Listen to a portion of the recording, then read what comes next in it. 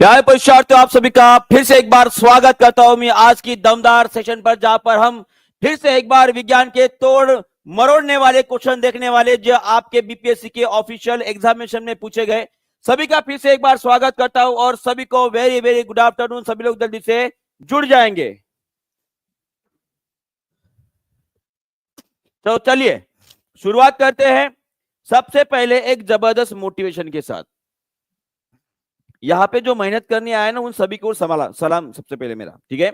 देखिए, अक्सर यह सोचना कि मेरी किस्मत ही खराब है ना, मेरी किस्मत ही खराब है।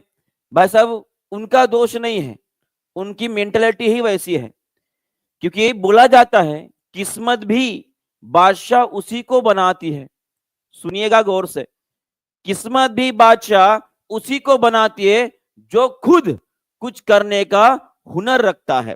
और जब तक आप खुद कुछ करने के लिए तैयार ना हो भाई साहब, तब तक कोई भी आपकी मदद करने वाला नहीं है। और आप उस उम्र की अभी उस उम्र में पहुंच चुके हो जहां पर खुद अपने आप को अभी बनाना है। क्लियर है? और बिल्कुल सही छींक है ना। बोला जाता है कि जब कहीं भी कोई बात बोलने के बाद छींक आती है तो ऑब्वियसली वो बात बिल्कुल सही होती है। इसे हमारे पूर्वज करते, तो बात मैंने बोली है सही, और सभी लोग मेहनत करने के लिए तैयार हो जाएंगे। चलो चलते हैं, पर उसके पहले सभी लोग तैयार हो जाएंगे रैपिड रिवीजन के लिए। लास्ट टाइम हमने जो क्वेश्चंस पढ़े थे, ठीक है, लगभग 2 या 3 दिन पहले जो है, वो सभी क्वेश्चंस का मैं रिवीजन करने वाले हैं। सभी लोग जल्दी जल्दी आंसर करेंगे। सभी लोग तैयार है? सभी लोग तैयार है? अरे जोश से, होश में बताओ, सभी लोग तैयार हो? चलो शुरुआत करते हैं सेशन को। सबसे पहले क्वेश्चन के साथ बताओ इसका आंसर क्या रहेगा। जल्दी से सभी लोग फास्ट आंसर करेंगे। Identify the unit of measuring the intensity of sound. ध्वनि की तीव्रता मापने की इकाई को पहचाने भाई साहब। इसका आंसर क्या रहेगा? इसका आंसर रहेगा आपका डेसिबल। क्या रहेगा? डेसिबल रहेगा। चलो सभी लोग इसका भी आंसर कर देंगे। Second question,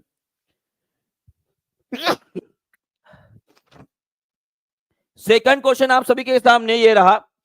in which of the following is the instrument use in submarines?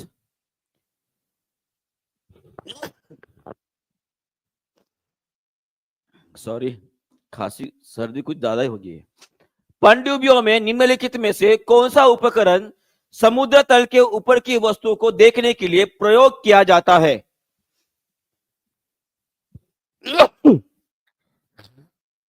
Sorry, हाँ, चलिए रुकना नहीं है, सभी लोग इसका भी आंसर कर देंगे। इसका आंसर क्या रहेगा?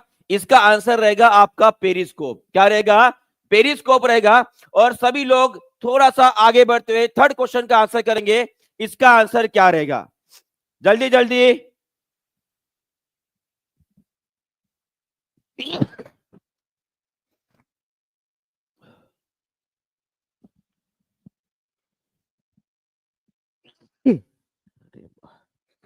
हाँ, निम्नलिखित में से कौन सी एक सदिश राशि नहीं है?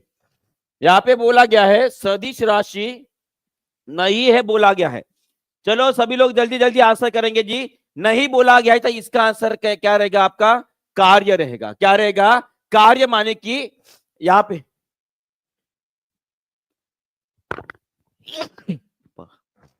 पे देखिए, फोर्स, वेलोसिटी माने कि वेग, और डिस्प्लेसमेंट, ये तीनों की तीनों आपकी कौन सी क्वांटिटी है?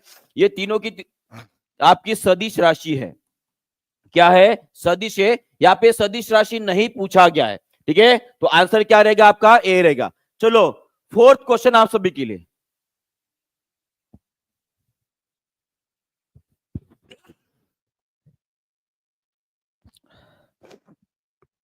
विच among the following is false about the work? कार्य के बारे में निम्नलिखित में से कौन सी बात असत्य है?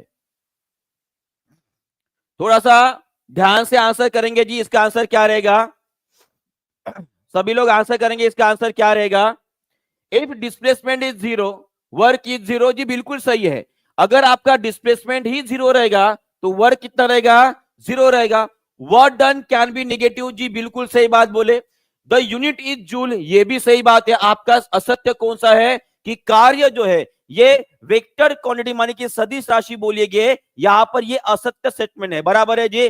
चलिए बहुत बढ़िया। चलिए नेक्स्ट क्वेश्चन आप सभी के लिए, पांचवा क्वेश्चन। सभी लोग इसका भी जल्दी से आंसर करेंगे और नए क्वेश्चन के ऊपर अभी हम बढ़ने ही वाले हैं। सबसे पहले ये हमारी 15 मार्क की एक रिवीजन टेस्ट चल रही है, ऐसे समझ लीजिए, ठीक है। चलिए सभी लोग इसका आंसर करेंगे। निम्नलिखित में से कौन सा ऊर्जा रूपांतर है जो प्रकाश संश्लेषण नामक प्रक्रिया में होता है? सभी लोग इसका आंसर कर देंगे जी। Heat energy to light energy. यहाँ पे फोटोसिंथेसिस के बारे में पूछा गया है, तो फोटोसिंथेसिस में क्या होता है जी? एकदम लाइट एनर्जी का कन्वर्शन केमिकल एनर्जी में होता है। बराबर है। चलो छठवां क्वेश्चन आपके स्क्रीन के ऊपर ये रहा, सभी लोग इसका भी आंसर कर देंगे। न्यूटन्स लॉ सभी को पता है। न्यूटन्स लॉ के ऊपर जो है बहुत ही इंपॉर्टेंट एक वीडियो में बनाने वाला हूं। एक न्यूटन्स लॉ के ऊपर जो है एक बहुत ही ज्यादा इंपॉर्टेंट एक जेनरिक वीडियो बनाने वाला हूं। सभी लोग उसको जरूर एक बार देखेंगे। फर्स्ट लॉ, सेकंड लॉ और थर्ड लॉ अगर आपको समझना है, एक ही वीडियो में पूरा क्लियर कर दूंगा, ठीक है। चलो इसका आंसर करेंगे। अगर तोफ का गोला निकलने के बाद तोफ आपकी पीछे आ रही है तो किसके वजह से होता है? न्यूटन के तीसरे नियम के वजह से होता है। क्या होता है? न्यूटन के तीसरे नियम की वजह से होता है। छठवां क्वेश्चन यहाँ पे खत्म हो गया। सातवां क्वेश्चन आपके स्क्रीन के ऊपर। चलिए जल्दी जल्दी इसका भी आंसर कर देंगे। इसका आंसर क्या रहेगा? Aqua regia. एक्वा रेजिया सबसे पहले तो ये किसका कॉन्सेंट्रेशन होता है जी? ये होता है आपका हाइड्रोक्लोरिक एसिड और एक होता है आपके नाइट्रिक एसिड का। और इसका प्रमाण कितना होता है? बहुत बढ़िया, ये होता है आपका option number D. Option number D 3:1। और सभी लोग मुझे ये लिख के बताएंगे कि ये एक्वा रेजिया ये भाई साहब किसको शुद्ध करने के लिए या किसको सेपरेट करने के लिए इस्तेमाल किया जाता है? ये उसका आंसर रहेगा आपका गोल्ड और रहेगा आपका प्लैटिनम। ये दोनों भी चीजें जिनको हम नोबल एलिमेंट बोलते हैं भाई साहब, नोबल मेटल्स बोलते हैं, इन दोनों को आपको याद रखना है। क्लियर है जी। चलो सातवें क्वेश्चन के बाद आठवें नंबर का क्वेश्चन आपके स्क्रीन के ऊपर ये रहा। सभी लोग इसका भी जल्दी से आंसर कर देंगे। इसका आंसर क्या रहेगा? हेवी वाटर का मतलब क्या होता है? ये मोस्ट इंपोर्टेंट क्वेश्चन है, इसे आपको बहुत अच्छे से ध्यान में रखना है जी। चलिए जल्दी जल्दी इसका आंसर क्या रहेगा? ये रहता है आपका ड्यूटेरियम ऑक्साइड। क्या होता है? Deuterium oxide. और सभी लोग इस ड्यूटेरियम ऑक्साइड का फार्मूला भी लिख देंगे, वो होता है आपका D2O, ठीक है। चले नाइन्थ क्वेश्चन के ऊपर बढ़ते हैं। ये हमारी रिवीजन चालू है और उसके बाद जो मैं नए क्वेश्चन के ऊपर अभी आने वाला हूं उनके भी हम आंसर देखने वाले, जो हमारे बीपीएससी के वेरियस एग्जामिनेशन में पूछे गए क्वेश्चन है। चलो बताओ इसका आंसर क्या रहेगा? निम्नलिखित में से कौन सा पदार्थ विरंजन में क्लोरीन के विकल्प के रूप में प्रयोग किया जाता है? तो इसका आंसर क्या रहेगा जी? बहुत बढ़िया, इसका आंसर मैक्सिमम लोग गलत करने वाले मुझे पता है। चलिए जी मुझे बताइए, इसका बहुत सारे लोग जो है गलत आंसर करने वाले हैं। बहुत बढ़िया, पर कुछ लोग जो है बिल्कुल सही उत्तर कर रहे हैं। तो इसका आंसर क्या रहेगा? Hydrogen peroxide. क्या रहेगा? हाइड्रोजन परऑक्साइड जो होता है इसका इस्तेमाल किया जाता है, याद रहेगा। क्लियर है? चलिए बहुत बढ़िया, नेक्स्ट क्वेश्चन की तरफ बढ़ते हैं। 9th नंबर का क्वेश्चन, 10th नंबर का क्वेश्चन आपके स्क्रीन के ऊपर ये रहा। इसका भी आंसर कर देंगे सभी लोग जल्दी जल्दी। लाइक शेयर कमेंट करते रहना चाहिए और बिल्कुल जिन्होंने सब्सक्राइब नहीं किया वो सब्सक्राइब भी करता रहेगा जी। चलो बताओ, fermentation is a process of, क्या रहेगी? ये एक अवायवीय प्रोसेस है। कैसे है? अवायवीय शोषण का उदाहरण है। सभी लोग कमेंट बॉक्स में लिख के बताएंगे कि जब कभी भी फर्मेंटेशन किया जाता है तो उसका उत्पाद क्या होता है। देखते हैं कितने लोग जो है इसका सही उत्तर कर पाते हैं। और हमारे 5 क्वेश्चन बाकी है रिवीजन के, उसके बाद हम नए क्वेश्चंस पढ़ने वाले हैं। चलो बताओ, फर्मेंटेशन का उत्पाद क्या होता है? जब सभी लोग जल्दी से आंसर करेंगे जी। फर्मेंटेशन का उत्पाद क्या होता है, जिसे हम किण्वन की प्रक्रिया बोलते हैं? इसका उत्पाद होता है कार्बन डाइऑक्साइड और महत्वपूर्ण एक और उत्पाद जिसका नाम होता है आपका इथेनॉल। क्या होता है? इथेनॉल होता है। बहुत बहुत बढ़िया, चलो आगे बढ़ते हैं। 10वें नंबर का क्वेश्चन हो गया। 11वें नंबर का क्वेश्चन आप सभी के स्क्रीन के ऊपर। चलो बताओ। बहुत बढ़िया जी, इसी तरह से आंसर करते हुए आगे बढ़ना है। परागन की सुपरिभाषा क्या है, जिसे हम क्या बोलते हैं जी? पोलिनेशन बोलते हैं। पोलिनेशन का मतलब क्या होता है? The process of transfer of pollen grain from the anther to the stigma. माने कि हमारे जो परागकण होते हैं वो परागकण उड़कर किसी एक माध्यम के द्वारा जो है जो हमारे क्लोम छिद्र होते वहां तक पहुंच जाते हैं, उस प्रोसेस को हम क्या बोलते हैं जी? इसको बोलते हैं हम परागन बोलते हैं, पॉलिनेशन बोलते हैं। बराबर है। चलो 11वें नंबर का क्वेश्चन, 12वें नंबर का क्वेश्चन आपके स्क्रीन के ऊपर, जो बीपीएससी टीआरई में 2023 में पूछा गया क्वेश्चन है। चलो इसका भी आंसर जल्दी जल्दी।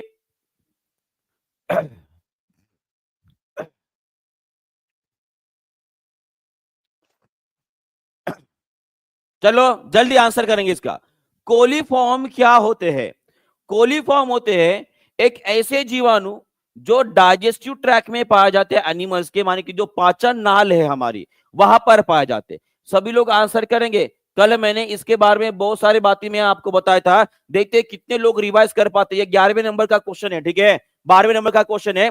सभी लोग मुझे बताएंगे, अगर मैं मानव के जो पाचन नाल है उसकी अगर बात करता हूं, उसमें कौन सा जीवाणु पाया जाता है? मैं अगर किसी गाय भैंस, माने कि जिसे हम रूमिनेंट एनिमल बोलते हैं, जुगालू जो प्राणी होते हैं, रूमिनेंट एनिमल होते हैं, उनकी अगर मैं बात करता हूं, उनके नाल में कौन से जीवाणु पाए जाते हैं? और उसी तरह से कल मैंने पेड क्लास में पढ़ाया था, अगर आपको याद आ रहा है, कल मैंने पेड क्लास में पढ़ाया था। सभी लोग मुझे बताएंगे कि जो दीमक होती है, दीमक के पेट में भी कुछ जो है जीव पाए जाते हैं जो सेलुलोज का पाचन करने में मदद करते हैं। सभी लोग एक एक करके आंसर करेंगे। अगर मानव की बात करता हूं तो वो कौन से होते हैं जी? बताओ। लैक्टोबेसिलस होते हैं। कौन से होते हैं? लैक्टोबेसिलस नाम के जो बैक्टीरिया है भाई साहब, वो होते हैं। मैं अगर रूमिनेंट एनिमल की बात करता हूं तो वो होते हैं आपके मिथानोजेन होते हैं। कौन होते हैं जी? मिथानोजेन के नाम के बैक्टीरिया होते हैं। और वही अगर मैं दीमक की बात करूंगा, जो दीमक के बारे में बताएगा कि भाई साहब वही आज के क्लास का शहंशाह कहलाएगा। बहुत बढ़िया जी। वो कौन होते हैं जी? प्रोटोजोआ होते हैं। प्रोटोजोआ होते हैं। कोई प्रजीव होता है, वो प्रजीव जो है दीमक के पेट में रहते हैं और वो क्या करते हैं जी? सेलुलोज के पाचन में मदद करते हैं। क्लियर है? चलो बहुत बढ़िया। चलो 13 नंबर का क्वेश्चन आपके स्क्रीन के ऊपर ये रहा। सभी लोग इसका भी आंसर फोड़ देंगे। बताओ इसका आंसर क्या रहेगा? Energy store in the liver and the muscles. हमारा जो लीवर होता है, जो यकृत होता है, और उसमें जो मसल्स होते हैं, उसमें कौन से रूप में जो है ऊर्जा का संग्रहण किया जाता है? तो इसका आंसर क्या रहेगा जी? इसका आंसर रहेगा ग्लाइकोजन के रूप में। कौन से रूप में किया जाता है? ग्लाइकोजन के रूप में किया जाता है। पर वही अगर पूछा जाता है एनर्जी स्टोर्ड इन लीवर और मसल को छोड़कर, अगर मान लीजिए एडिपोस टिश्यू पूछ लिया, एडिपोस टिश्यू पूछ लिया, तो वहां पे जो ऊर्जा संग्रहित की जाती है वो कौन से रूप में होती है? उसका भी सभी लोग कमेंट बॉक्स में आंसर कर लेंगे जल्दी से। चलिए सभी लोग फास्ट में आंसर करेंगे जी। इसका आंसर क्या रहेगा? जल्दी जल्दी। और इंपॉर्टेंट क्वेश्चन है ये, आप सभी को पता है, ये हमारे लिए इंपॉर्टेंट क्वेश्चन रहेगा। अगर एडिपोस टिश्यू की बात की जाती है तो एडिपोस टिश्यू में वसा के रूप में संग्रहित की जाती है। कौन से रूप में? वसा के रूप में संग्रहित की जाती है। ये आपको ध्यान में रखना है। उसके बाद 14 नंबर का क्वेश्चन आपके स्क्रीन के ऊपर, 2 करोड़ रुपए के लिए। देखते कौन 2 करोड़ रुपया जीतता है। जिन जिनको 2 करोड़ रुपया जीतना है भाई साहब, वो इस क्वेश्चन का आंसर करेंगे। चलो मजा आ रहा है कि नहीं? मजा आ रहा है? क्वेश्चन सॉल्व करने में बड़ा मजा आता है। चलो बताओ इसका भी आंसर। कौन बनेगा करोड़पति? 2 करोड़ का क्वेश्चन आपके स्क्रीन के ऊपर ये रहा भाई साहब। चलो बताओ इसका आंसर क्या रहेगा? सर्दी की वजह से मेरा आवाज मुझे सुनाई नहीं दे रहा है। हाँ। Which is the first element whose chemical discovery had given by the Henning brand? क्या बात है, बहुत बढ़िया। निकल, कोबाल्ट, फास्फोरस, हाइड्रोजन, कौन है जी?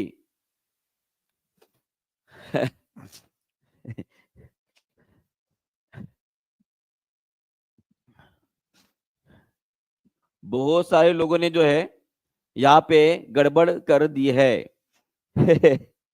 बहुत सारे लोगों ने यहाँ पे गड़बड़ कर दी है। हैनिंग ब्रांड नाम के वैज्ञानिक,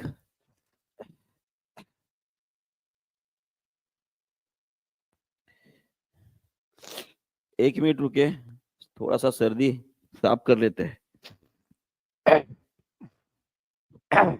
हाँ ठीक है।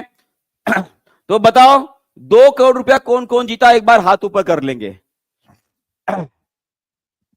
2 करोड़ रुपया कौन कौन जीता? अरे भाई साहब फील तो करो कम से कम। भले सपने में नहीं सोच रहे होगे कि 2 करोड़ रुपए जीत पाएंगे, पर फील तो करो कि मान लो कि मेरे पास 2 करोड़ रुपया आ गया, ठीक है? 2 करोड़ रुपया आ गया है, बहुत बढ़िया। अगर मान लीजिए 2 करोड़ रुपए आपके पास आ जाते हैं तो ये 2 करोड़ रुपए का क्या करोगे भाई साहब, कमेंट बॉक्स में जरूर लिखिएगा। देखते हैं आपकी मेंटेलिटी क्या कहती है, ठीक है। चलो 15 नंबर का क्वेश्चन आपके स्क्रीन के ऊपर ये रहा, व्हाट डिड यूगेन गोल्डस्टीन। चलो अभी इसका आंसर कर देंगे। ये दोनों क्वेश्चन जो है बड़े कंफ्यूजिंग है, मुझे पता है, इसका भी आंसर कर देंगे। गोल्डस्टीन ने किसकी डिस्कवरी की थी, गोल्डस्टीन जी ने किसकी खोज की थी, चलो बताओ इसका आंसर फास्ट।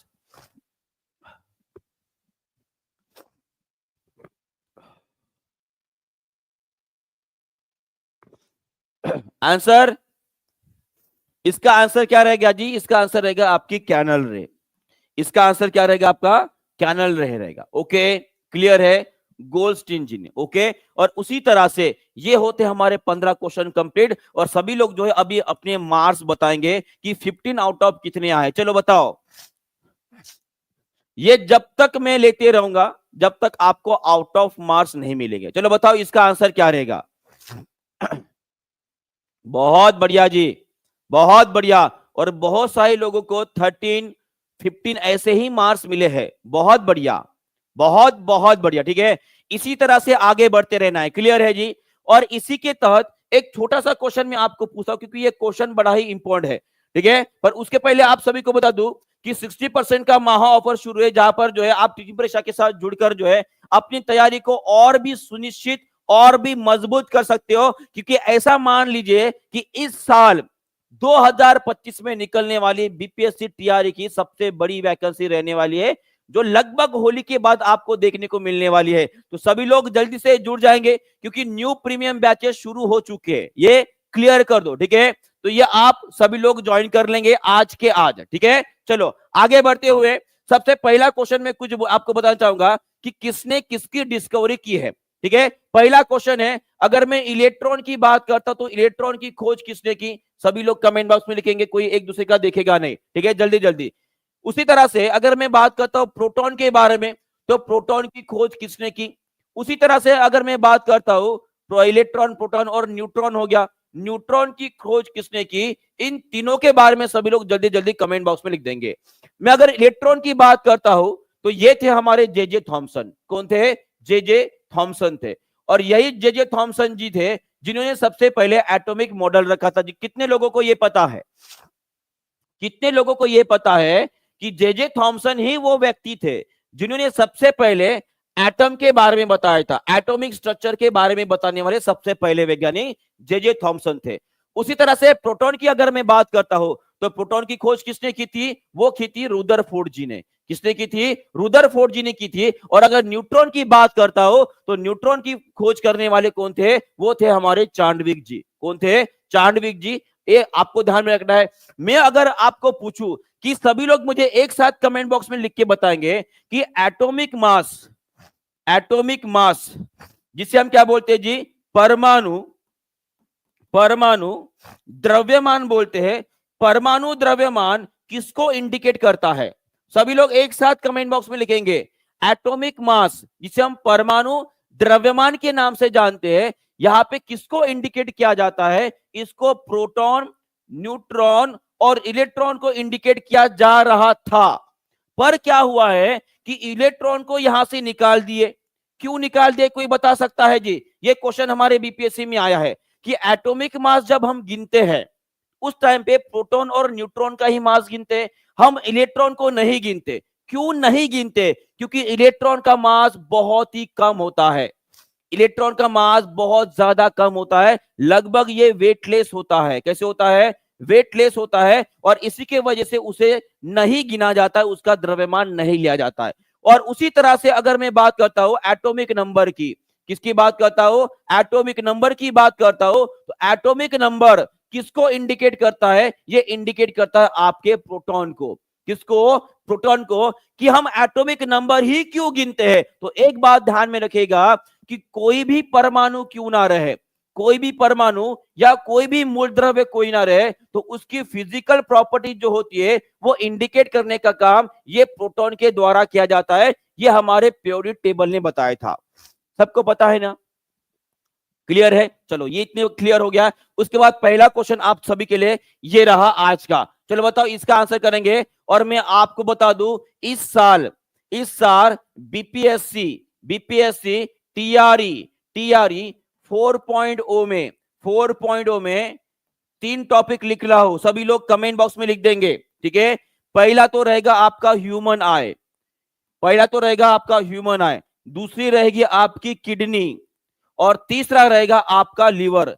इन तीनों में से एक ऑर्गन के ऊपर कम से कम 2 क्वेश्चन आने वाले, ये 3 ऑर्गन, उसमें से 2 क्वेश्चन आने वाले बायोलॉजी से, ये आपको याद रखना है। तो यहाँ पे ह्यूमन आई, किडनी और लिवर को बहुत अच्छे से आपको करके रखना है, ठीक है।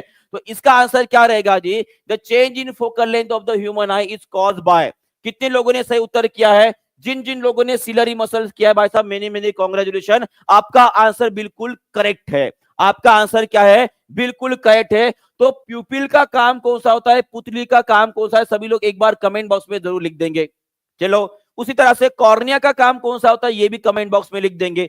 इनके बारे में थोड़ा सा जान लेते हैं। मैं जितने बातें बताऊं सभी लोग जो एक कमेंट बॉक्स में लिखते रहेंगे। मैं अगर ह्यूमन आई की बात करता हूं तो मुझे बताएंगे सभी लोग ह्यूमन आई का डायमीटर कितना होता है, और उसी तरह से इसका मिनिमम डिस्टेंस माने कि दूरी कितनी होती है जहां पर हम क्लियर देख पाते हैं, ये सभी लोग कर लेंगे। और उसी तरह से हमारा जो लेंस होता है, हमारी आंखों में लेंस कौन सा होता है जी? वो होता है हमारा कॉन्वेक्स लेंस। कौन सा होता है? कॉन्वेक्स लेंस होता है, उत्तल लेंस होता है। इसका फोकल लेंथ कितना होता है, इसकी फोकल दूरी कितनी होती है, सभी लोग कमेंट बॉक्स में लिख देंगे।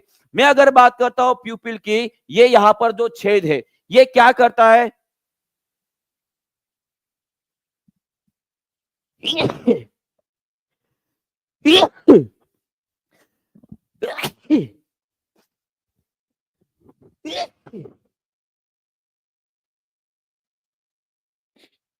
सॉरी, हाँ, प्यूपिल जिसे हम क्या बोलते हैं? पुतली बोलते हैं। इस पुतली के आकार से हम क्या करते हैं जी? जो यहाँ पे प्रकाश इंटर कर रहा है, जो लाइट इंटर कर रहा है, इसके मात्रा को कंट्रोल किया जाता है, इसके मात्रा को कंट्रोल किया जाता है। और इसे कंट्रोल करने के लिए यहां पर कुछ मसल्स होते हैं, ठीक है, उनको बोला जाता है आइरिस, इनको बोला जाता है आइरिस। अगर आपको पूछा जाता है, अगर आपको पूछा जाता है कि हमारी मानव आंख में जो प्रकाश इंटर कर रहा है उस प्रकाश को कंट्रोल करने वाला कौन है, तो उसका आंसर रहेगा आपका आइरिस। सभी लोग इस बात को जो है अच्छे से लिख देंगे कमेंट बॉक्स में, और अपने बुक में भी लिख देंगे जहां पर आप अपने नोट्स बना रहे हो या कुछ भी कर रहे हो। इसमें अक्सर बहुत सारे लोग कंफ्यूज हो जाते हैं कि अगर हमारी आंखों में प्रवेश करने वाला जो प्रकाश होता है उसे कंट्रोल करने वाला कौन होता है, उस प्रकाश की मात्रा को कौन कंट्रोल करता है, नियंत्रित करता है, तो उसका आंसर रहेगा आपका आइरिस। क्लियर है? और उसी तरह से यहां पे आपको दिख रहा है हमारा लेंस, और इसे पकड़े हुए यहां पर होती है हमारी सिलरी मसल्स। इस तरह से होती है हमारी सिलरी मसल जो हमारे लेंस को कंट्रोल करते हैं। किसको कंट्रोल करते हैं? लेंस को कंट्रोल करते हैं। तो यहां पर आपको समझ में आ गया है कि जो लेंस को कंट्रोल करता है ऑब्वियस है वो उसके फोकल लेंथ को भी कंट्रोल करेगा। और सभी लोगों ने शायद कमेंट बॉक्स में लिख दिया होगा कि ठीक है, तो सभी लोगों ने इसका आंसर लिख दिया जी। डायमीटर कितना होता है जी बताओ? 2.3 से लेकर 2.5 सेंटीमीटर के आसपास होता है। मिनिमम डिस्टेंस की बात करूंगा तो ये रहता है आपका 25 सेंटीमीटर, जहां तक हम क्लियर नजर पाते हैं, देख पाते हैं। मैं अगर कॉन्वेक्स लेंस की फोकल लेंथ की बात करूंगा तो वो कितना होता है जी? वो होता है आपका 2.5 सेंटीमीटर। कितना होता है? 2.5 सेंटीमीटर होता है। ये सभी बातें आपको अच्छे से याद रखनी है, ठीक है। उसी तरह से हमारी मानव आंख का जो प्रतिबिंब बनता है, जो प्रतिबिंब बनता है उसकी विशेषता भी पूछी जा सकती है। ये जो प्रतिबिंब बनता है वो कहां पर बनता है जी? ये बनता है हमारे पीछे में जो रेटिना लगी है इसके ऊपर, रेटिना के ऊपर बनता है। ये प्रतिबिंब की विशेषता क्या है, क्या रहेगी? चलो सभी लोग आंसर करेंगे। मैं अगर हमारी मानव आंख के ऊपर बनने वाला जो प्रतिबिंब है उसकी अगर आपको विशेषता पूछ रहा हो, ये मोस्ट इंपॉर्टेंट है। इसे सभी लोग जो है सीरियसली लेंगे। आने वाले समय में ये क्वेश्चन पूछना जाने वाला है बीपीएससी टीआरई में। मानव आंख पर बनने वाला जो प्रतिबिंब होता है उसका विशेषता क्या होती है? सबसे पहली बात आपको यह रहेगी कि वो प्रतिबिंब हमेशा उल्टा बनता है। कैसे बनता है? उल्टी बनती है। और उसी तरह से वो कैसे रहेगा जी? वो रहेगा आपका वास्तविक रहेगा।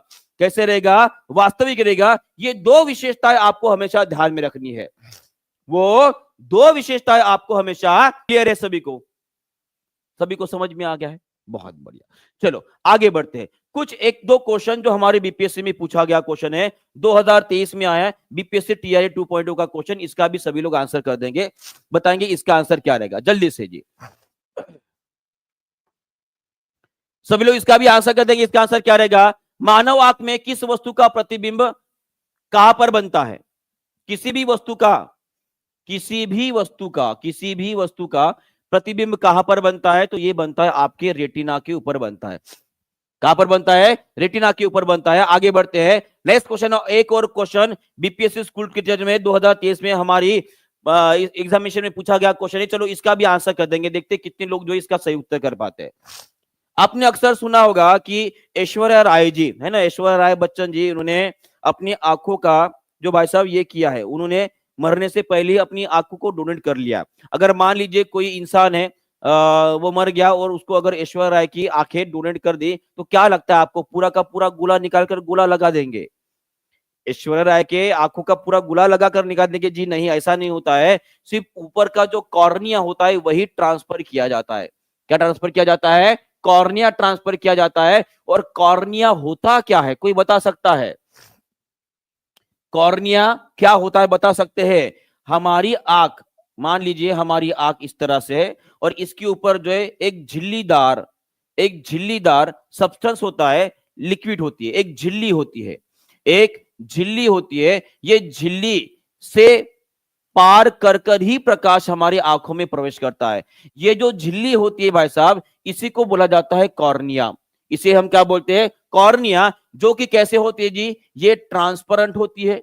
कैसी होती है? ट्रांसपेरेंट होती है। और इसमें प्रकाश का कौन सा फिनोमिना होता है? अगर ऐसे पूछा जाता है तो वो होता है प्रकाश का कौन सा फिनोमिना? वो होता है आपका रिफ्रैक्शन ऑफ लाइट होता है। क्या होता है? रिफ्रैक्शन ऑफ लाइट होता है, अपवर्तन होता है। और उसी के तहत प्रकाश जो है हमारी आंखों में प्रवेश करेगा। क्लियर है जी? चलो आगे बढ़ते हैं, नेक्स्ट क्वेश्चन की तरफ बढ़ते हैं। सब लोग इसका भी आंसर कर देंगे। इसका आंसर क्या रहेगा? जल्दी से चलिए इसका भी आंसर कर देंगे। इसका आंसर क्या रहेगा जी? ट्रैकोमा डिसीज रिलेटेड टू, चलो बताओ। बीपीएससी टीआई 2.0 में पूछा गया क्वेश्चन है 2023 का। चलो बताओ इसका आंसर क्या रहेगा? ये ट्रैकोमा नाम का जो रोग होता है भाई साहब, कौन से अंग को होता है? किसको होगा? लंग्स को होगा, ईयर कान को होगा, या आईज में होगा? बहुत बढ़िया जी। और यहाँ पे सभी ने एक हिंट जो मैंने यहाँ पे लगा कर रखी थी उसको भाप लिया अच्छे से। उसका आंसर रहेगा आईज। इसका आंसर क्या रहेगा? आईज रहेगा। ये आपको ध्यान में रखना है। सभी लोग मुझे बताएंगे फेफड़े से रिलेटेड कोई भी एक डिसीज का नाम, एक कान से रिलेटेड कोई भी एक डिसीज का नाम सभी लोग कमेंट बॉक्स में जरूर लिखेंगे, मैं इसे चेक करूंगा। ठीक है, चलो आगे बढ़ते हैं। नेक्स्ट क्वेश्चन आप सभी के लिए रहा। चलो बताओ इसका भी आंसर कर देंगे। इसका आंसर क्या रहने वाला है? The change in focal length of the human eye is caused by, important question. इसको जस्ट मैंने अभी लिया था। इसका आंसर रहेगा आपका सिलरी मसल्स। ठीक है, चलो आगे बढ़ते हैं। और ये रही आपकी सिलरी में, एक्चुअली ये फिगर मुझे दिखानी थी जस्ट जो मैंने अभी ऐड की थी। इस तरह से जो है ये जो है भाई साहब यहाँ पे इसको जोड़कर होता है। और ये हमारा लेंस है। ये क्या है? हमारा लेंस होता है। और इसी के तहत जो है लेंस को छोटा बड़ा किया जाता है। और इसी के यहां से जो प्रकाश गुजरता है, गुजरने के बाद यहां पर गिरेगा। और यहां पर ये जो कोशिकाएं नजर आ रही है, ये है हमारी रेटिना। कोई मुझे बता सकता है क्या हमारे रेटिना में कौन से प्रकार की कोशिकाएं पाई जाती है? एक बार रिवाइज कर लेते हैं इसे। ठीक है, एक बार रिवाइज कर लेते हैं। हमारे रेटिना में कौन से प्रकार की दो बहुत ही ज्यादा महत्वपूर्ण कोशिकाएं पाई जाती है? एक होती है आपकी रॉड सेल, और दूसरी होती है आपकी कोन सेल। क्या होती है? कोन सेल होती है। कोई मुझे बता सकता है रॉड सेल का महत्व क्या होता है हमारे रेटिना में? कोई बता सकता है कि रॉड सेल का महत्व क्या होता है हमारी पूरी रेटिना में या हमारी मानव आंख में? तो आपको बताना चाहूंगा कि ये रॉड सेल जो होता है, जब कभी भी डिम लाइट रहे, डिम लाइट का मतलब क्या होता है जी? डिम लाइट का मतलब होता है कि जब प्रकाश की मात्रा कम रहे, माने कि जब इवनिंग हो गई, जहां पर रात हो गई, उस टाइम पे देखने के लिए मदद करने वाला होता है हमारा रॉड। और रॉड सेल में एक प्रकार का पिगमेंट होता है जिसे बोला जाता है रोडोप्सिन। कौन सा होता है? रोडोप्सिन नाम का एक केमिकल बनता है। और यही रोडोप्सिन की मदद से हम क्या करते हैं? उस चीज को देख पाते हैं जो अंधेरे में हम नहीं देख पाते हैं। तो ऑब्वियस है, और ये रोडोप्सिन नाम का जो पिगमेंट यहां पर होता है, इसे बनने के लिए मदद करने वाला कौन सा विटामिन है, वो होता है आपका विटामिन ए। कौन होता है? Vitamin A. और अगर आपके शरीर में विटामिन ए की कमी हो गई तो ये रोडोप्सिन नहीं बनेगा, और रोडोप्सिन नहीं बनेगा तो रॉड सेल बोलेगा कि मैं काम नहीं करूंगा, मेरा केमिकल बना नहीं है, तो आपको हो जाएगा रतौंधी हो जाएगी। क्या हो जाएगी? रतौंधी हो जाएगी। ये आपको समझ में आ गया है। और उसी तरह से अगर मैं कोन सेल की बात करता हूं तो कोन सेल का पहला शब्द जो है आपका है सी, और सी फॉर क्या होता है जी? सी फॉर होता है आपका कलर। सी फॉर माने होता है रंग, माने कि जो आप रंगी बिरंगी दुनिया देख रहे हो ना भाई साहब, रंगी बिरंगी दुनिया देख रहे हो, ये रंगी बिरंगी दुनिया जो आप देख पा रहे हो, किसकी वजह से देख पा रहे हो? वो देख पा रहे हो आपको कोन सेल की वजह से। किसकी वजह से? कोन सेल की वजह से। और इस कोन सेल के बारे में भी हमें क्वेश्चन पूछा गया है।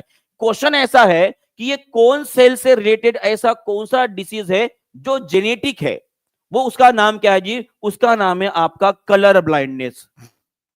कौन सा है? Colour blindness. ठीक है, ये जो डिसीज होता है ये कौन सेल को जो है अफेक्ट करता है, और इस कलर ब्लाइंडनेस का एक जो है जिसे वो बोले कि ये जेनेटिक है, अनुवांशिक रोग है। माने कि अगर आपके खानदानी में या आपके किसी वंश में किसी को ये अगर डिसीज हुआ है तो वहां पे आगे जाकर आने वाले जो आपके कोई भी रहेंगे उसको होने के चांसेस होते हैं। और अक्सर देखा जाता है कि कलर ब्लाइंडनेस जो है जनरली मेल जो होते हैं उनके अंदर जो एक्स क्रोमोसोम होता है भाई साहब, उसके वजह से जो है वो ट्रांसफर होता है, हमने पढ़े हैं। बराबर है। चलो आगे बढ़ते हैं। नेक्स्ट क्वेश्चन आप सभी के लिए ये रहा, tungsten is use in which of the following? Tungsten का इस्तेमाल कहां पर किया जाता है? सभी लोग इसका जल्दी से आंसर करेंगे जी, बताओ।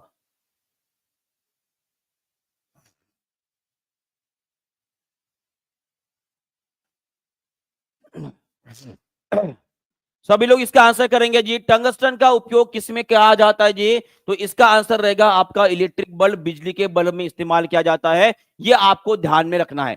और एक बात टंगस्टन के बारे में कुछ बातें मैं जो आपके साथ शेयर करना चाहूंगा, सभी लोग इसके ऊपर ध्यान देंगे।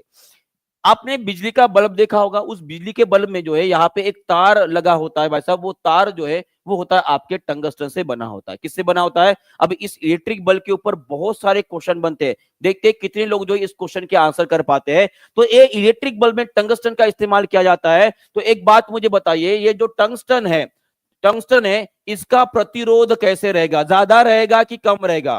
प्रतिरोध कैसे रहेगा? ये रहेगा इसका ज्यादा रहेगा। कैसे रहेगा?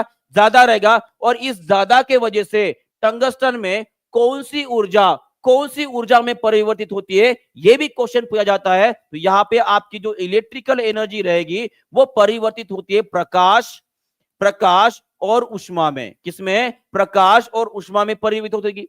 इसका मतलब हमारे इस टंगस्टन में इलेक्ट्रिक का, करंट का कौन सा प्रभाव देखने को मिल रहा है? तो वो है आपका विद्युत का ऊष्मा प्रभाव। विद्युत का जो ऊष्मा प्रभाव है ये यहां पर देखने को मिल रहा है। और उसी तरह से मुझे कोई बता सकता है, अगर टंगस्टन का प्रतिरोध इतना ही ज्यादा है तो क्या हम टंगस्टन को एज ए रेजिस्टर इस्तेमाल कर सकते हैं? तो इसका आंसर रहेगा नहीं। हम टंगस्टन को प्रतिरोध कर इस्तेमाल नहीं कर पाते हैं। इसका कारण यह है, प्रतिरोध करके इस्तेमाल नहीं कर पाते, इसका कारण यह है क्योंकि जब कभी भी इसमें से ज्यादा ऊष्मा का निर्माण होता है, ऊष्मा निर्माण की वजह से हवा में मौजूद ऑक्सीजन के साथ रिएक्ट कर जाता है, और जैसे ही रिएक्ट कर जाएगा ये तुरंत पाउडर फॉर्म में कन्वर्ट हो जाता है। किसमें? पाउडर फॉर्म में। माने कि उसका हो जाता है ऑक्सीडेशन। उसका क्या हो जाता है? ऑक्सीडेशन। और उसी के कारण टंगस्टन को जनरली बंद इन्वायरमेंट में ही इस्तेमाल किया जाता है। और इसीलिए सभी लोग कमेंट बॉक्स में मुझे लिख के बताएंगे, अगर बल्ब एक भाई साहब अगर बंद इन्वायरमेंट है तो उसके अंदर कौन सी गैस डली होती है? सभी लोग कमेंट बॉक्स में लिखेंगे। चलिए जी, बहुत बढ़िया, बहुत बढ़िया। सभी लोग बहुत बढ़िया तरीके से आंसर कर रहे हैं जी, और इसी डिटेल में हम पढ़ेंगे, इसी तरह से डिटेल में हम पढ़ेंगे। बहुत बढ़िया। यहां पर जनरली नाइट्रोजन गैस को ऐड किया जाता है, आर्गन को ऐड किया जाता है, ये आपको ध्यान में रखना है। नाइट्रोजन और आर्गन जो है इनका जनरली इस्तेमाल किया जाता है, ये आपको ध्यान में रखना है। क्लियर है? सभी को समझ में आ गया यहां तक? चलिए बहुत बढ़िया, आगे बढ़ते हैं। मैं heating effect of electric current के बारे में कुछ तथ्य जो है आपके सामने रखने वाला हूं, सभी लोग उसके ऊपर ध्यान देंगे, ठीक है। ये हीटिंग इफेक्ट हमारे लिए बहुत ही ज्यादा इंपॉर्टेंट है। Heating effect of electric current, heating effect of electric current, ठीक है। क्या होता है जी, जब कभी भी किसी प्रतिरोध से हम करंट को पास करते हैं तो ये करंट इस प्रतिरोध में जाने के बाद इसमें ऊष्मा का निर्माण करते हैं। किसका? ऊष्मा का निर्माण होता है, और इसी प्रभाव को हम क्या बोलते हैं? Heating effect of electric current, माने कि ऊष्मा, विद्युत धारा का ऊष्मा प्रभाव बोलते हैं। अब यहां पे सवाल ये आता है कि कितनी हीट निर्माण होती है। मान लीजिए वो H है, अगर आपको फार्मूला पता है उसका तो आप फार्मूला लिख सकते हो, वहां पे आप फार्मूला लिख सकते हो।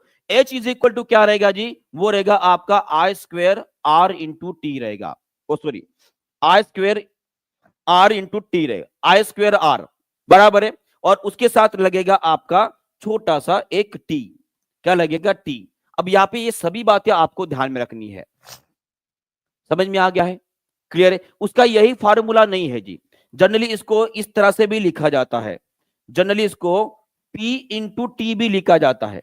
ये P क्या है जी? ये P माने है आपका पावर, ये P माने क्या है आपका? पावर। T माने क्या है जी? ये है टाइम, माने कि सेकंड में। ये R क्या है जी? ये है इसका प्रतिरोध, इसका क्या है? प्रतिरोध है। और ये I क्या है? ये I इसका करंट है, किसका है? करंट है। तो ऑब्वियस है यहां पे जो ऊष्मा पैदा हो रही है ये कौन कौन से चीजों के ऊपर निर्भर कर रही है? ये आपके करंट के ऊपर निर्भर कर रही है, ये आपके रेजिस्टेंस माने कि प्रतिरोध के ऊपर निर्भर कर रही है, और उसी तरह से वहां से कितने समय के लिए आप करंट को भेजने वाले हो, इन चीजों के ऊपर वो निर्भर करने वाली है। तो सभी लोग मुझे एक बात बताएंगे, सभी लोग मुझे एक बात बताएंगे, अगर मान लीजिए मैंने रेजिस्टेंस 2 गुना कर दिया, कितना कर दिया? 2 गुना कर दिया, तो अगर वहां पे हीट जो है वो कितना गुना हो जाएगी? और उसी तरह से अगर करंट को मैंने मान लीजिए 3 गुना कर दिया तो आपका हीट कितना होगा?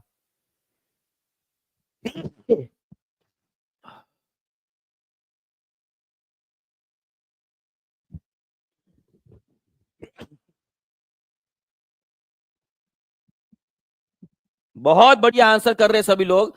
अगर मैंने आर को 2 गुना कर दिया तो ऑब्वियस आपका हीट कितना हो जाएगा जी? हीट हो जाएगा आपका 2 गुना हो जाएगा। और वही अगर आर को मैंने 3 गुना कर दिया तो ऑब्वियस एच यहां पे स्क्वायर के साथ है, तो ये हो जाएगा आपका 9 गुना हो जाएगा।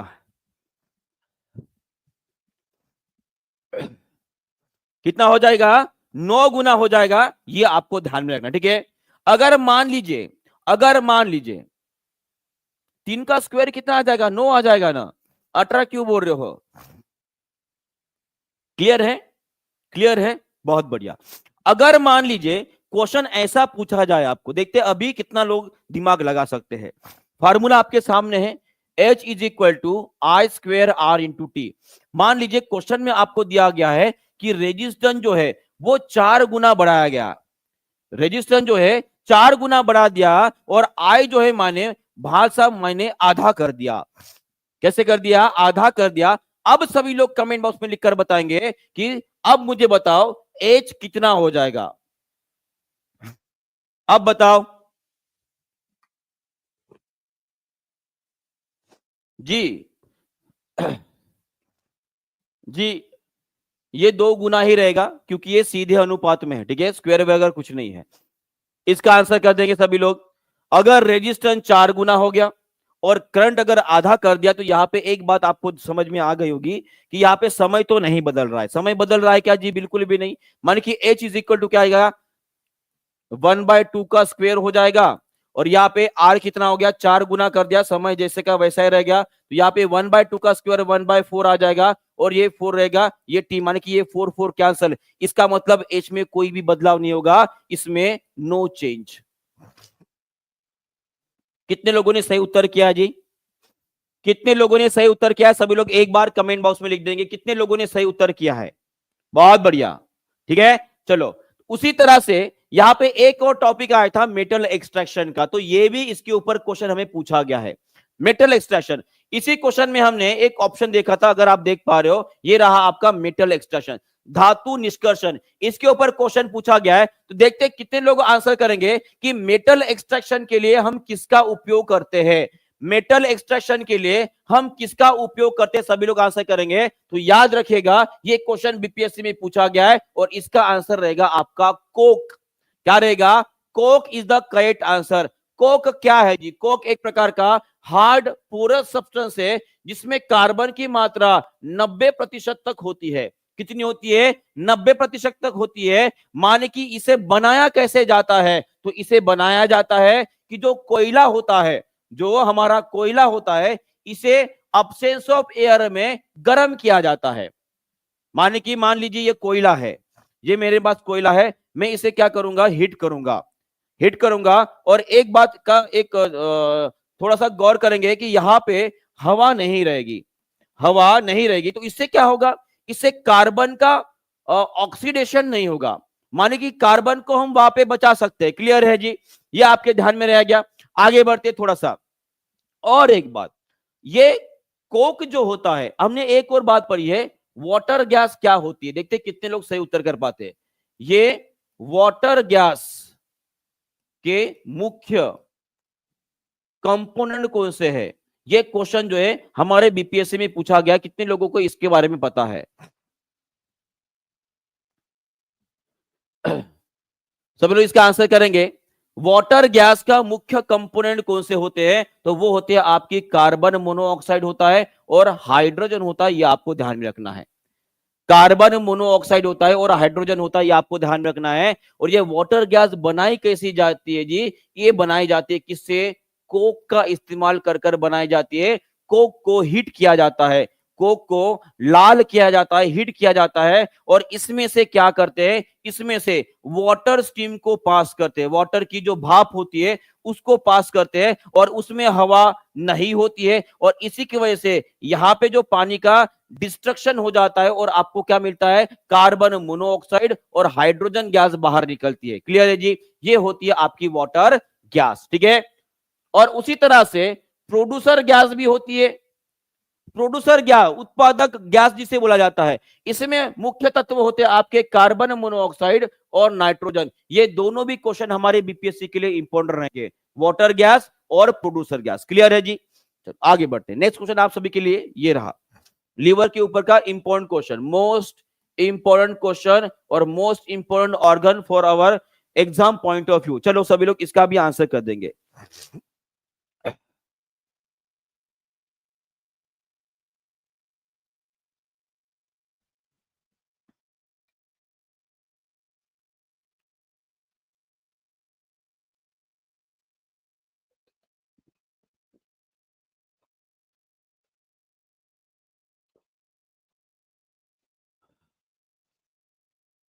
जिगर से निकलकर, जिगर माने कि हमारा लीवर बराबर है, हृदय की तरफ जाने वाले रक्त में सबसे ज्यादा सांद्रता किसकी होती है? यहाँ पे मैक्सिमम लोग जो है वो बोल रहे हैं बाइल पिगमेंट।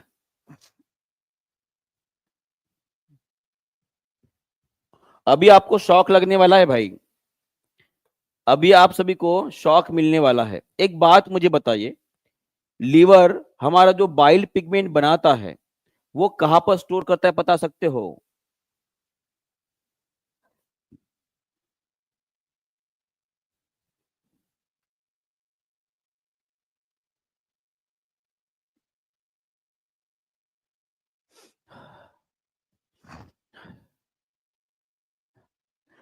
यहाँ पे बहुत सारे लोगों का मोए मोए होने वाला है। देखिए, लिपिड्स, बाइल पिगमेंट माने कि बाइल जूस जो होता है, ठीक है, बाइल जूस जो होता है वो एक्चुअली लीवर हमारा बनेगा। ठीक है, आप देखो, आप थोड़ा सा आपको अंदेशा दे देता हूं, ये हमारा लीवर है, बराबर है। और लीवर के बाजू में एक हरे कलर की हमने ग्रंथि देखी है। तो ऑब्वियस हमने ये पढ़ा है कि हमारा लीवर एक पिगमेंट बनाता है, तो वो जाता है आपके किस में जाता है? वो जाता है आपके इस थैली में, जिसे हम पित्त की थैली बोलते हैं।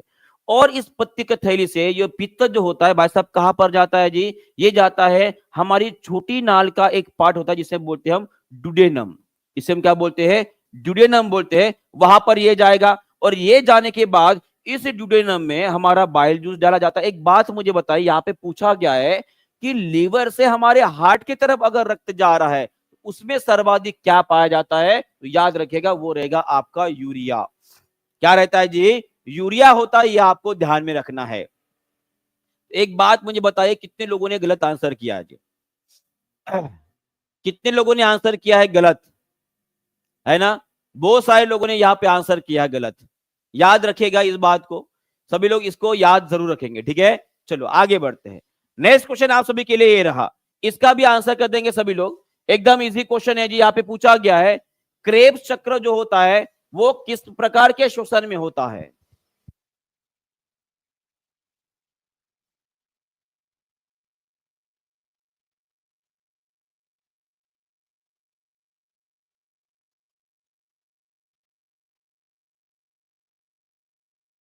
बहुत बढ़िया, सभी लोग बहुत अच्छे से आंसर कर रहे हैं। इसका आंसर क्या रहेगा जी?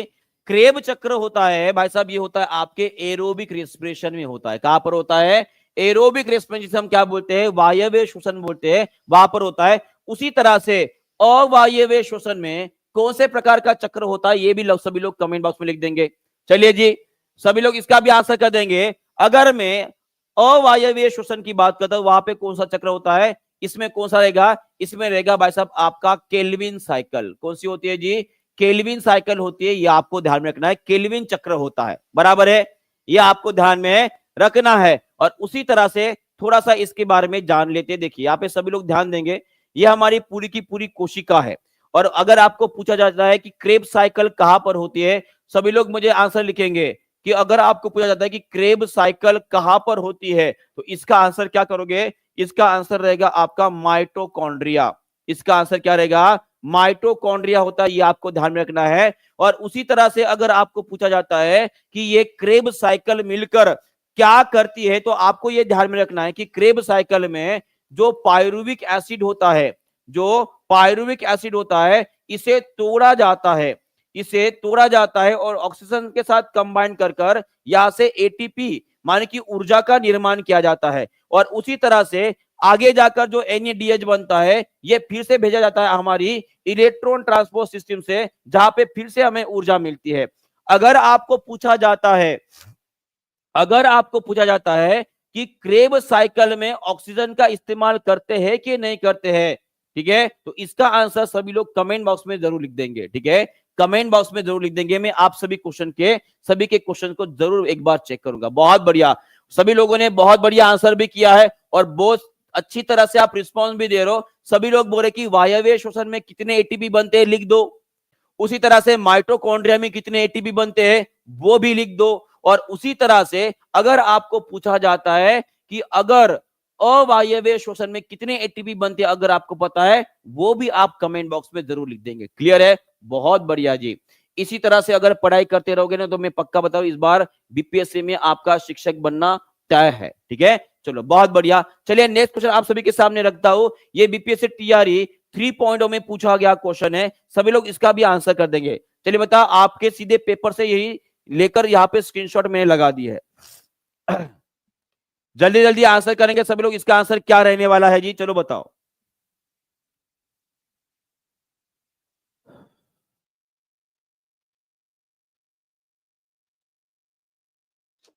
बहुत बढ़िया, इसका आंसर क्या रहेगा? विच of the following is true about the respiration? श्वसन के बारे में कौन सी चीज सत्य है, ऐसे पूछा गया है। तो इसका आंसर क्या रहेगा जी? Energy is release and stored in the form of ATP, ये आपका सही उत्तर रहेगा। ऑप्शन नंबर सी जो है आपका सही उत्तर रहेगा। बहुत बढ़िया, चलो इसके बारे में थोड़ा सा जानते हैं, एटीपी और एडीपी क्या है। देखिए, जब कभी भी हमारे शरीर में ऊर्जा का उत्पादन किया जाता है, तो वो होता है कौन से रूप में? वो होती है एडिनोजिन ट्राइफॉस्फेट के रूप में होती है। इसे हम बोलेंगे एडोनोजिन ट्राइफॉस्फेट के नाम से जानते हैं। और इसमें ये जो 3 फॉस्फेट के ग्रुप आपको नजर आ रहा है, पहला, दूसरा और तीसरा, और इन्हीं के बीच में इनका जो बंधन होता है, इनका जो बॉन्ड होता है, उन्हीं के बीच में ऊर्जा जो है वो छुपी होती है। वो कौन से रूप में होती है? ये होती है आपकी केमिकल एनर्जी के रूप में होती है, रासायनिक ऊर्जा के रूप में होती है, ये आपको ध्यान में रखना पड़ेगा। और जब कभी भी इसमें से किसी बॉन्ड को तोड़ा जाता है, मान लीजिए यहां से 3 फॉस्फेट ग्रुप से ये एक फॉस्फेट ग्रुप यहां से तोड़ा गया, तो यहां से मिलती है हमें ऊर्जा, और यही ऊर्जा जो होती है हमारी सेल्स के द्वारा, माने कि कोशिका के द्वारा जो है इसका इस्तेमाल किया जाता है। और इसीलिए एटीपी को क्या बोला जाता है जी? इसे बोला जाता है एनर्जी करेंसी बोली जाती है।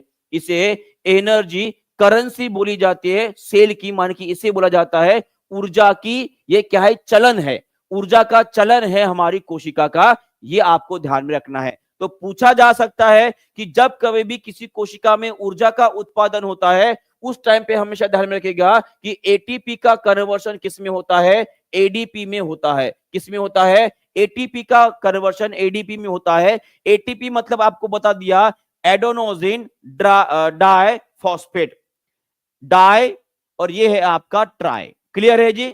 चलो बहुत बढ़िया, आगे बढ़ते हैं। नेक्स्ट क्वेश्चन आपके स्क्रीन के ऊपर ये रहा, बिहार एपीओ 2011 में पूछा गया क्वेश्चन है। चलो, heating effect of electric current वाला क्वेश्चन यहां पर दिखाई दे रहा है, तो सभी लोग इसका एक बार आंसर कर देंगे। ओके, यहां पे दिया गया आपको वोल्टेज दिया गया है, और दिया गया है आपको किलोवाट, मान की हाँ पावर दिया गया है। देखते हैं कितने लोग जो इसका सही उत्तर कर पाते हैं। इसका फार्मूला तो पहले आपको समझना पड़ेगा कि इसका फार्मूला क्या है। मैंने अभी अभी हीटिंग इफेक्ट के 2 फार्मूले आपको लिख कर दिए थे, अगर आपको याद आ रहा है। कितने लोगों को याद आ रहा है?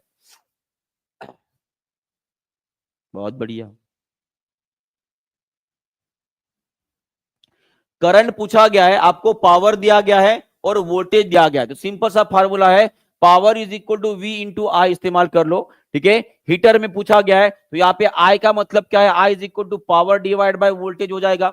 आपको पावर कितना दिया है? 4.4 किलोवाट है, मतलब ये हो जाएगा 4400 पावर हो जाएगा, डिवाइड बाय आपको वोल्टेज दिया है 220। कितना दिया है? 220। कैलकुलेट करोगे तो ये आ जाएगा आपका 20।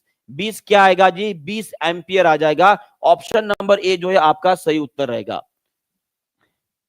यहाँ पे बहुत सारे लोगों ने तुक्का मार दिया, भाई साहब बी कैसे आ जाएगा आपका? बताओ बी कैसे, 2 एम्पियर कैसे आएगा बताओ? यहाँ पे सॉल्व करो, 4400 डिवाइड बाय 220 कर लो, 0 0 कैंसिल हो गया, 22 दूना 44, और 0 का जब वैसे के वैसे रहेगा, तो आपका आंसर क्या आ जाएगा? 20 एम्पियर आ जाएगा जी। क्लियर है जी? 440 कैसे होगा? अरे यहाँ पे किलोवाट लिखा है ना, किलोवाट, तो 4.4, एक बात मुझे बताओ, 4.4 इंटू 1000 कितना होता है जी? ये 4400 होता है ना। कौन बोल रहा है 440? एक तो पकड़ो इसको, कौन है 440 वाला बताओ? अरे भाई 5वीं कक्षा का मैथ्स है ये, 5वीं कक्षा भी नहीं जाना पड़ता, 4वीं कक्षा में भी बच्चे सॉल्व कर लेंगे। ओके, समझ में? चलो बहुत बढ़िया। नेक्स्ट क्वेश्चन 30th बीपीएससी में पूछा गया 2018 का क्वेश्चन है, बताओ इसका आंसर क्या रहेगा?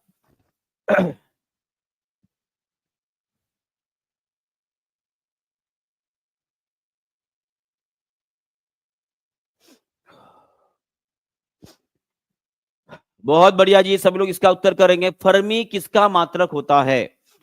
फर्मी किसका मात्रक होता है? बहुत बढ़िया, सभी लोगों ने सही उत्तर किया है। ये लंबाई का मात्रक होता है, लेंथ का मात्रक होता है। सभी लोग मुझे लिखकर बताएंगे कि 1 फर्मी इज इक्वल टू कितना होता है? 1 फर्मी इज इक्वल टू कितना होता है? वो 10 का घात माइनस 15 मीटर होता है। कितना होता है? 10 का घात माइनस 15 मीटर होता है। और उसी तरह से अगर आपको पूछा जाता है कि एंगस्ट्रॉम किसकी इकाई है? एंगस्ट्रॉम किसकी इकाई है? सभी लोग इसका भी आंसर कमेंट बॉक्स में लिख देंगे। चलो बताओ इसका आंसर क्या रहेगा? एंगस्ट्रॉम किसकी इकाई है जी? एंगस्ट्रॉम किस में किसको गिना जाता है? तो एंगस्ट्रॉम ये भी आपकी लंबाई की इकाई है। ये किसकी इकाई है? ये लंबाई की इकाई, इसमें भी दूरी ही गिनी जाती है। पर एंगस्ट्रॉम जनरली इस्तेमाल किया जाता है किसके लिए? तरंग दैर्घ्य जो होता है भाई साहब, उसे गिनने के लिए इस्तेमाल की जाती है, जिसे हम लैम्बडा बोलते हैं, वेवलेंथ बोलते हैं। और 1 एंगस्ट्रॉम इज इक्वल टू कितना होता है? 10 का घात माइनस 10 मीटर होता है। ये भी आपको ध्यान में रखना है। क्लियर हो गया यहाँ पे? चलो बहुत बढ़िया, आगे बढ़ते हैं। नेक्स्ट क्वेश्चन आप सभी के लिए ये रहा। चलो इसका भी आंसर कर देंगे। The blood vessel that carry the oxygen poor blood back to the heart is known as. ऐसी ब्लड वेसल, ऐसी वाहिका हमारे शरीर के अंदर की जो ऑक्सीजन पुअर ब्लड माने कि अशुद्ध रक्त का कैरी करते, तो इसका आंसर क्या रहेगा जी? यहाँ पे बहुत सारे लोग गलतियां करने वाले हैं। फिर से एक बार सबको सचेत कर देता हूं, क्वेश्चन को अच्छे से पढ़े और आंसर करेंगे।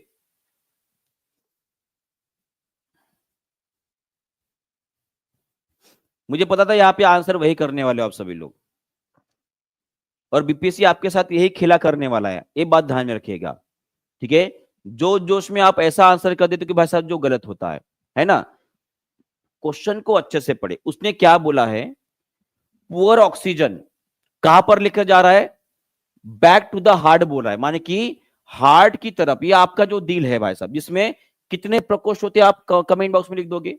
यहां पर इसकी तरफ जो है अशुद्ध रक्त लेके जाने वाले, अशुद्ध रक्त लेके जाने वाले ब्लड वेसल के बारे में पूछा गया है। कौन लेके जाती है, कौन लेके जाएगी, नसें लेके जाएगी। कौन लेके जाएगी, नसें लेके जाएगी। एक बार हाथ ऊपर करेंगे, बोलेंगे सर मेरा मोए मोए हो गया है। एक बार प्लीज हाथ ऊपर करके मैं देखना चाहूंगा कितने लोगों ने गलत आंसर किया है। और अगर ये क्वेश्चन सच में बीपीएससी में आए, मैंने बस थोड़ा सा चेंजेस किए, थोड़ा सा चेंज किया। यहां पे आर्टरी लिखा था, बस मैंने यहां पे एक शब्द डाल दिया पल्मोनरी। एक शब्द की वजह से यहां पे लगभग 90% से भी ज्यादा लोगों ने गलत आंसर कर दिया जी। और ये 90% लोगों के पीछे अगर आप चले गए हो ना भाई साहब, तो बस इसके वजह से, क्योंकि आपने क्वेश्चन को ढंग से नहीं पढ़ा। क्लियर है, थोड़ा सा ध्यान सर, थोड़ा सा जानकर आंसर करेंगे। ठीक है, चलो तो मुझे बताएंगे ये पल्मोनरी आर्टरी क्या करती है जी। ये पल्मोनरी आर्टरी एकमात्र ऐसी धमनी है हमारे हृदय के अंदर जो 4 प्रकोष्ठ होते हैं, इसमें से ये जो अशुद्ध रक्त होता है, जो अशुद्ध रक्त होता है, उस अशुद्ध रक्त को फेफड़े तक लेके जाती है। किसकी तरफ लेके जाती है, फेफड़े तक लेके जाने वाली एकमात्र धमनी रहेगी आपकी पल्मोनरी आर्टरी। इस तरह से आपको याद रखना है। क्लियर हो गया, क्लियर हो गया है, चलो बहुत बढ़िया, आगे बढ़ते हैं। नेक्स्ट क्वेश्चन आप सभी के लिए बीपीएससी 65 बीपीएससी 2019 में पूछा गया क्वेश्चन है। चलो इसका भी आंसर कर देंगे सभी लोग। बताओ इसका आंसर क्या रहेगा।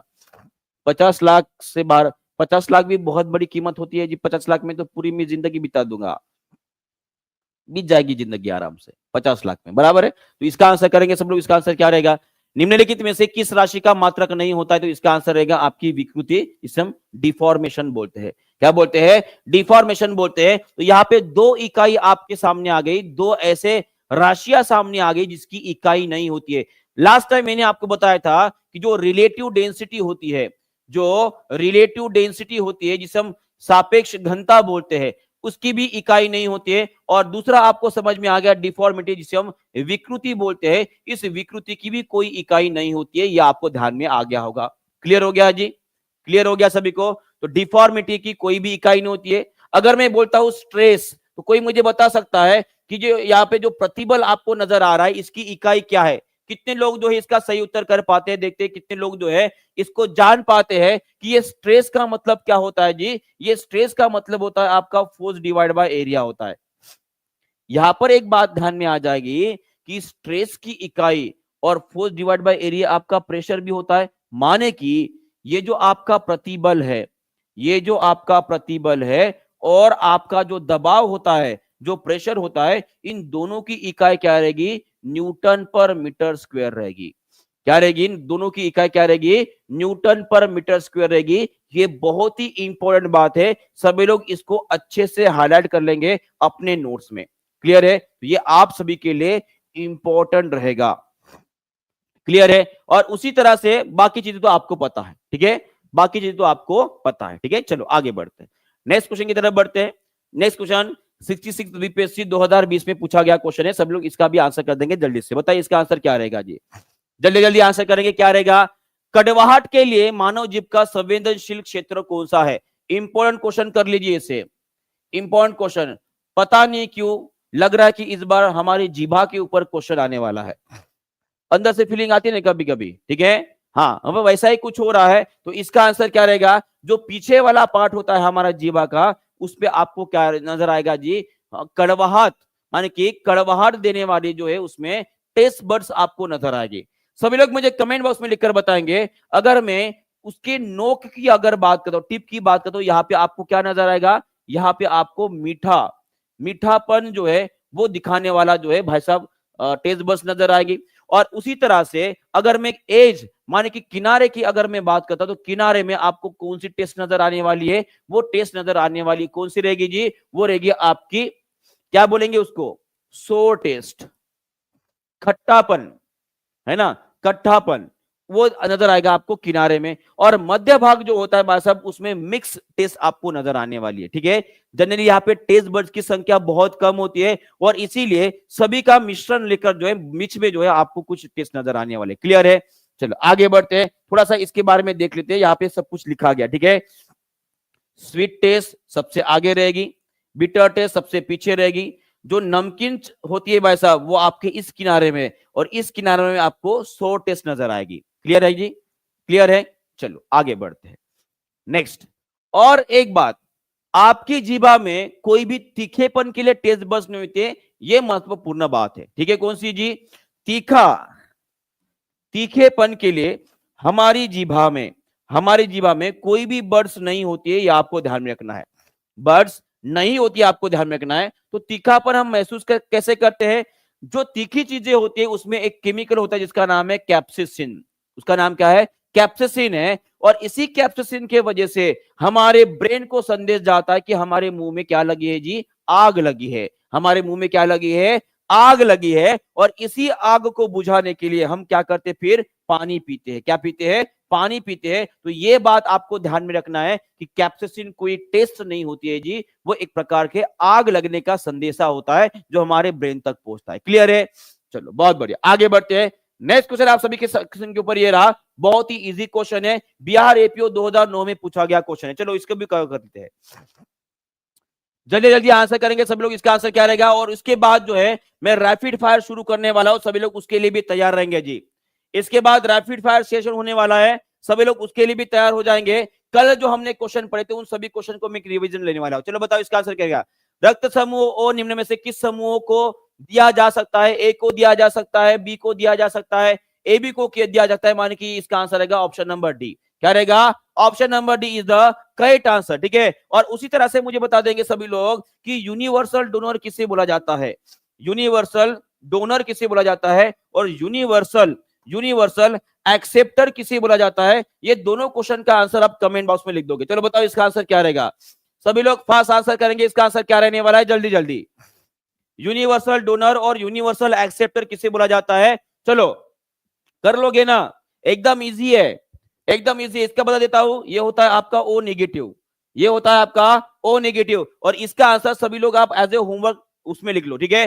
चलो तो शुरुआत करते हैं अभी हमारे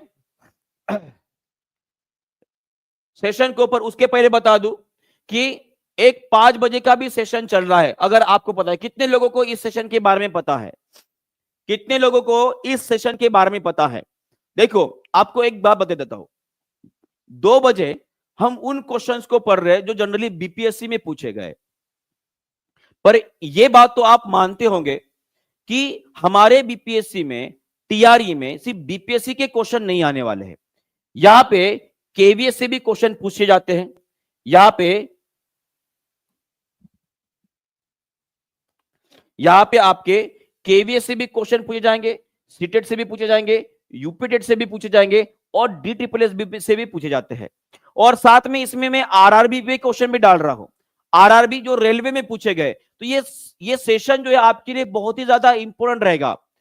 जिनको लगता है कि बीपीएससी में और डेप्थ में पढ़ना चाहिए, तो सभी लोग इस सेशन को जरूर ज्वाइन करेंगे, जो डेली 5 बजे होता है। कितने बजे होता है, शाम को 5 बजे होता है। इसमें भी हम बहुत बढ़िया क्वेश्चन देख पा रहे हैं। क्लियर है, तो सभी लोग जो है 5 बजे आ जाएंगे और इस सेशन को अटेंड करेंगे। क्लियर है, तो जो आ रहा है एक बार हाथ ऊपर कर लेगा और कमेंट बॉक्स में लिख देगा कि सर मैं 5 बजे आने वाला हूं, मैं प्रेजेंट ही लगाऊंगा, ठीक है। चलो बहुत बढ़िया, चलो फिर से एक बार रैपिड रिवीजन को स्टार्ट करते। सबसे पहला क्वेश्चन आपके स्क्रीन के ऊपर ये रहा,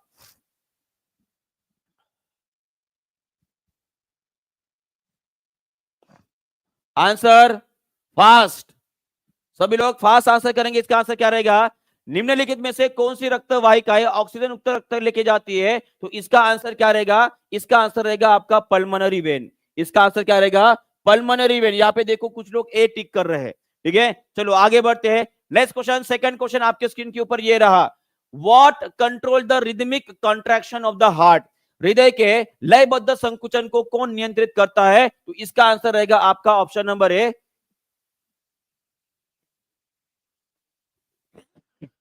एसे नोड। क्या रहेगा? एसे नोड। क्वेश्चन नंबर 3 आप सबके लिए, ये हमने परसों के दिन ये सभी क्वेश्चन पढ़े थे जी। बोला गया है कि मेरे पास 1 लीटर पानी है,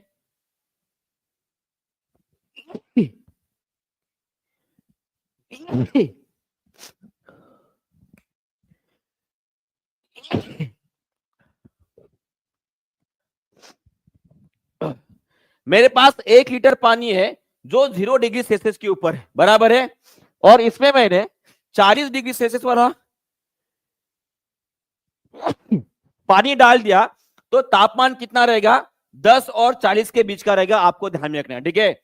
चलो, और यहां पे ये जो पूरी थ्योरी है, ये एक थ्योरम है जिसे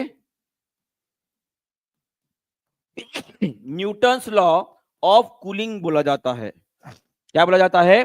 न्यूटन्स लॉ ऑफ कूलिंग बोला जाता है। उसके हिसाब से इसे कैलकुलेट करना पड़ता है, ठीक है।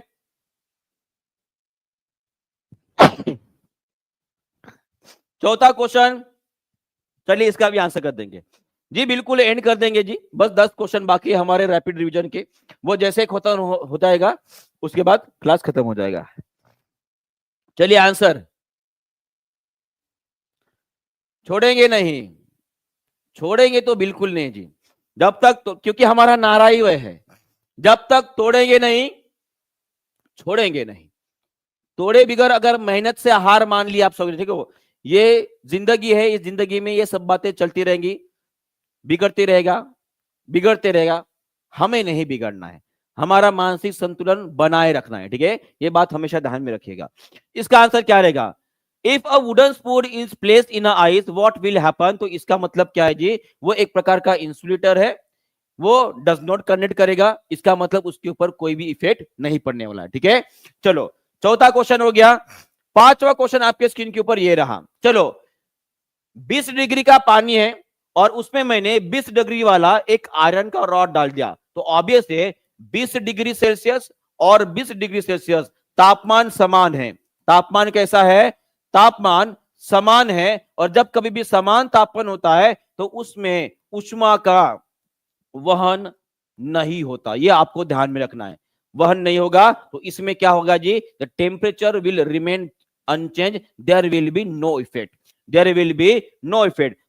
छठवां क्वेश्चन आपके स्क्रीन के ऊपर ये रहा। चलिए इसका भी जल्दी से आंसर कर देंगे। इसका आंसर क्या रहेगा?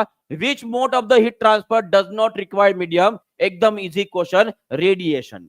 इसका आंसर क्या रहेगा? Radiation is the correct answer. चलो, छठवां क्वेश्चन आपके, सातवां question, which type of the heat transfer occurs in the solids only? जो ठोस चीजें होती है उनमें कौन से प्रकार का ऊष्मा का संवहन होता है? तो इसका आंसर क्या रहेगा? वो रहेगा आपका कंडक्शन। क्या रहेगा? कंडक्शन। और वही अगर आपको पूछा जाता है इसके बारे में, तो इसका आंसर क्या करोगे? जो तरल पदार्थ होते हैं, माने कि लिक्विड और गैस होते हैं, उसमें ऊष्मा का वहन किस प्रकार से किया जाता है? तो इसका आंसर क्या रहेगा? इसका आंसर रहेगा आपका कन्वेक्शन। क्या रहेगा? कन्वेक्शन। क्लियर है सभी को? बहुत बढ़िया। चलो आगे बढ़ते हैं, और ये रहा आपका क्वेश्चन। नेक्स्ट, बहुत बढ़िया तरीके से आंसर कर रहे हो सभी लोग, बहुत पसंद आ रहा है जी। चलो इसका भी आंसर कर देंगे। इसका आंसर क्या रहेगा? घन वस्तु में ऊष्मा का चालन का दर किस पर निर्भर नहीं करता है? तो इसका आंसर रहेगा आपका फ्रिक्शन। इसका आंसर क्या रहेगा?